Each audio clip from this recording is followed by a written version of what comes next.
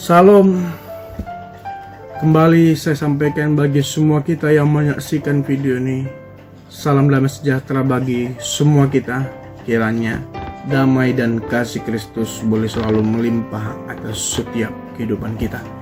Pada kesempatan ini saya ingin menyampaikan firman Tuhan bagi kita dalam Injil Matius pasal yang ke-25 ayat yang ke-13. Demikianlah firman Tuhan.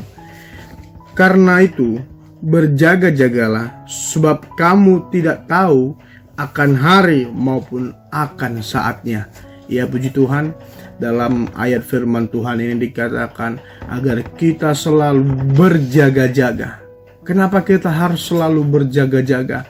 Ya, karena kita tidak tahu akan saatnya kapan Tuhan datang untuk menjemput kita umat manusia ini.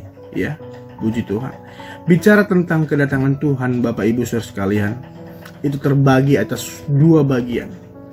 Kedatangan Tuhan yang pertama, itulah kedatangannya secara personal, ya. Dan kedatangan Tuhan bagian yang kedua, itulah kedatangannya secara universal, ya. Bicara tentang kedatangan Tuhan secara personal, Bapak Ibu, itulah kedatangannya bagi setiap umat manusia secara pribadi. Dia menjemput kita lewat kematian, ya. Dan kedatangan Tuhan secara universal, itulah kedatangannya nanti yang kedua kali ke dunia ini untuk menjemput kita, umat Tuhan yang percaya dan sungguh-sungguh bertekun dalam mengikut Dia, ya. Itu kedatangan Tuhan secara universal, Bapak Ibu sekalian. Dan dikatakan tadi dalam ayat ini, untuk menyambut kedatangan Tuhan, baik itu kedatangannya secara personal maupun kedatangan Tuhan secara universal, maka setiap kita umat Tuhan yang percaya dan berharap sepenuhnya kepada Yesus, kita harus selalu berjaga-jaga, ya, berjaga-jaga. Berjaga-jaga ini artinya, Bapak Ibu sekalian, kita harus mempersiapkan kehidupan kita, mempersiapkan kerohanian kita. Bagaimana kerohanian kita di saat kita berada di dunia ini? Bagaimana kerohanian kita di saat Tuhan belum menjemput kita? Ya. Kita yang tahu bagaimana kerohanian kita di hari-hari ini. Apalagi di zaman pandemi ini, Bapak Ibu sekalian. Mungkin banyak umat Tuhan, orang Kristen sekarang beribadah lewat live streaming di rumah masing-masing.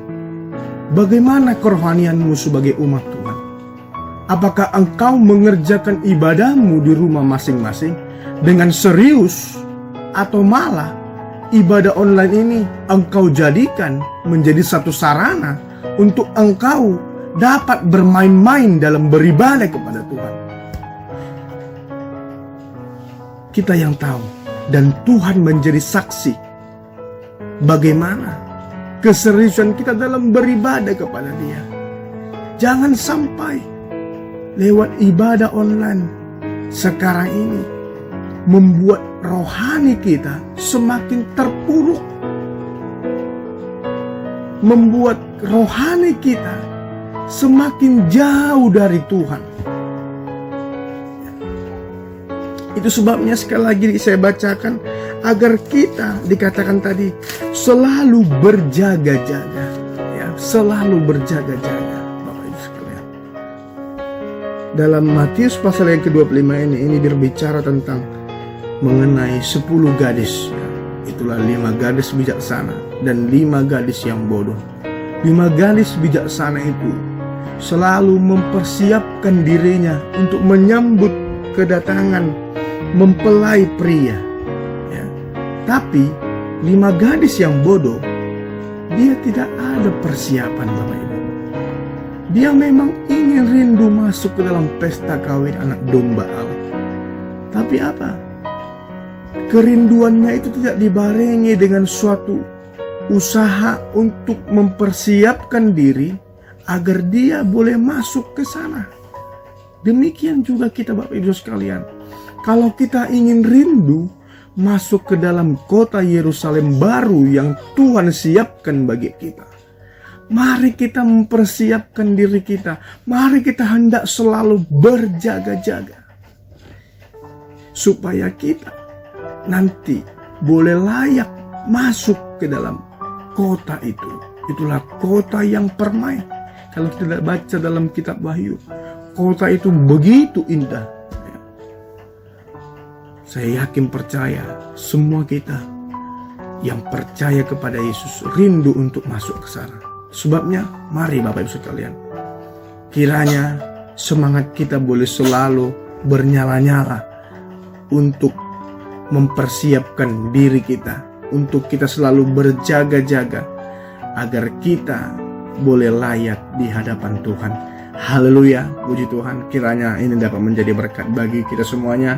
Tuhan Yesus memberkati kita.